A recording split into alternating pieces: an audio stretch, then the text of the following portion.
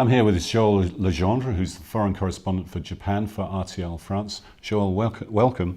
Thank you. Last year was obviously a traumatic but incredible time for everyone in Japan, but for a journalist covering the disaster on 3/11, how did you handle that? What were the things that you did, and what was your opinion of the media response to that disaster overall? Because a lot of journalists, a lot of media organisations had pulled journalists out of the region, hadn't they? And they had to pump a lot of people back in.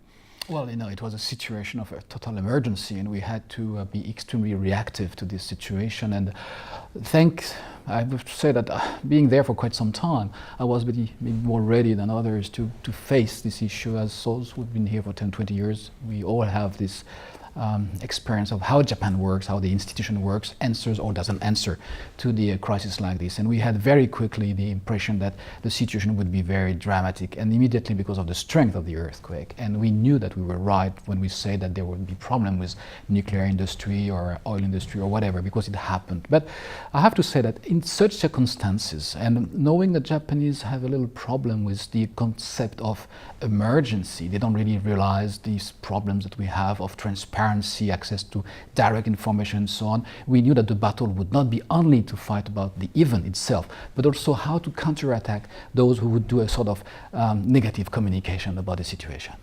So how was it getting information out of official sources, and what was the upshot of that?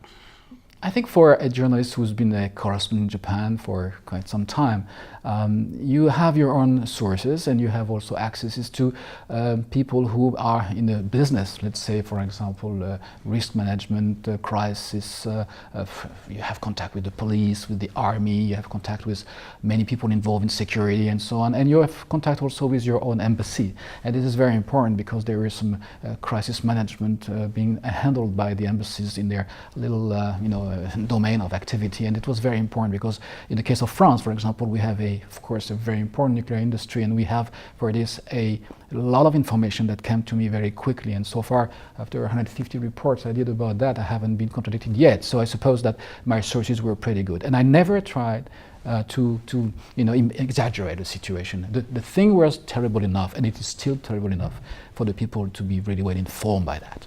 Because not all your colleagues in the international media could claim that, could they? Because in many ways they came here searching for a particular type of story, and they didn't actually find it because of the Japanese response to it, which was pretty sanguine, actually. That's exactly true, and that's exactly what information is supposed to be. We are here to give the truth, the fact, based on what happened, and we were not here to make a story. We were here to tell the history, to say what happened in this country after 50 years, after Hiroshima, 60 years after Hiroshima. I mean, this country has been in such devastation since then that we were obliged to really stick to facts. And of course, I may understand that to sell a copy, sometimes people have been also obliged to exaggerate, but it was a minimum case, and maybe it's a time for thinking about it, and maybe to try to create nowadays a mechanism where the official communication from the government, but also from the industry, would be better managed. And maybe there is a role here for communication specialists about that,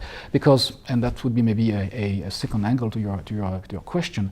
The situation in Japan about the press club is a very specific thing. The information by the Japanese media is basically a one way between the government or the authorities or the company and the Kisha club. So basically 5 to 10 people, 5 to 10 media who are going to tell everything about what's happening right now. And the foreign media are not involved in that process so much. So this is for us a problem. Again, in this country, maybe the major issue is that there is still, 1 year after, a sense of crisis in terms of communication. And there is also a need to have a mechanism or an institution or something coming from the economic world, scientific world, political world, to create something reliable so that eventually the media themselves wouldn't be fooled by the situation. All right. Well, thank you, Joel, for talking us through your experiences and being with us today.